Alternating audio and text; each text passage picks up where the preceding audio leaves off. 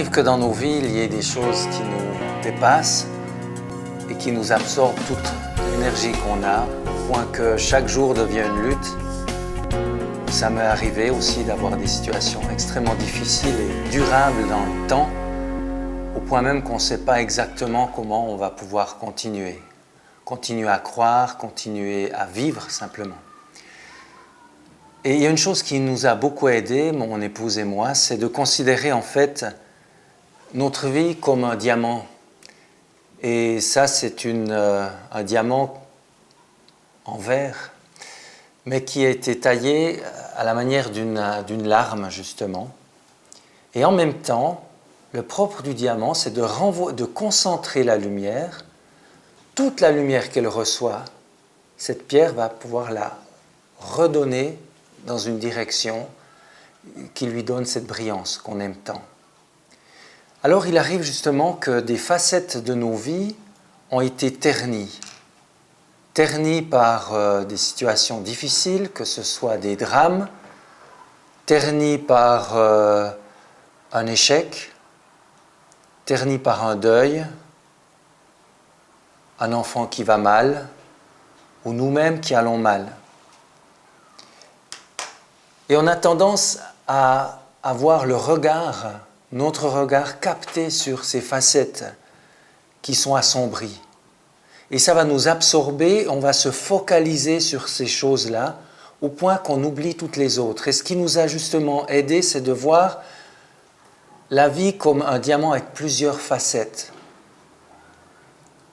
Ça ne veut pas dire parce qu'il y a des facettes qui sont assombries, qui sont ternies, que toutes les autres le seront aussi. Et donc, une des clés pour vivre et trouver des moments de joie dans la vie, eh bien, c'est justement de prendre une certaine distance qui nous permet aussi de considérer les autres facettes, celles qui vont bien, celles qui sont brillantes, et de pouvoir s'en réjouir. Mais en même temps, on est en présence d'autres facettes qui vont moins bien, et c'est de pouvoir amener tout ça à Dieu dans une prière qui à la fois demande à Dieu un changement, une consolation, une guérison, et en même temps qui se réjouit sincèrement de ce qui va bien pour nous, pour les autres. Et c'est à travers ces différentes facettes de la vie que nous pouvons trouver un équilibre et retrouver pied quand des drames nous arrivent. Et puis, on est appelé à même aller encore un peu plus loin, c'est de vivre une sorte de renversement, c'est-à-dire de ne plus voir ces facettes qui sont ternies et qui nous empêchent de voir la clarté, mais de vivre un retournement et de commencer à voir ces facettes au travers la brillance de Dieu, à travers la présence de Dieu. Et la présence de Dieu,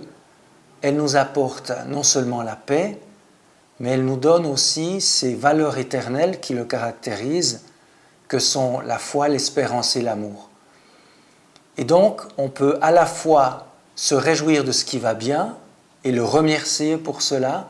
mais nous pouvons aussi nous laisser éclairer par la foi, l'espérance et l'amour par rapport aux zones dans nos vies qui sont ternies, assombries par des choses qui, autrement, nous rongeraient. Alors, vous trouverez cette clé dans Philippiens 4, au verset 4 jusqu'à 9, où Paul commence par se réjouir d'avoir la possibilité d'être en brillance de Dieu, d'avoir cette capacité d'avoir une vie qui reçoit la lumière de Dieu, et cette lumière de Dieu, c'est Jésus-Christ qui vient à nous, et qu'il nous appelle ensuite à continuer d'être ouverts aux autres, et ensuite de lui redonner, de lui confier ce qui va mal, c'est-à-dire de lui retourner ce qui va mal, de se réjouir de ce qui va bien, et sa paix, sa présence, la foi, l'espérance et l'amour va commencer à faire une œuvre en nous et de pouvoir continuer notre vie en relation avec ces domaines, ces personnes, peut-être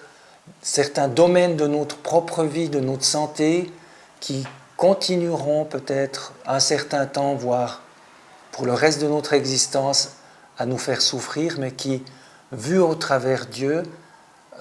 changent et cessent de nous absorber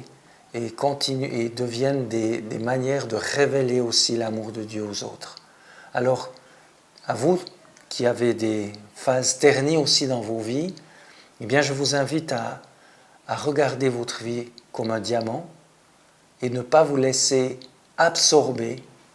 tyranniser par le côté sombre de vos circonstances et de vos vies, mais à considérer, à élargir votre regard sur ce qui va bien, de le reconnaître, de l'élever, de s'en réjouir et de voir toute votre vie, ce qui est sombre et ce qui est lumineux au travers la foi, l'espérance et l'amour que nous donne le Christ.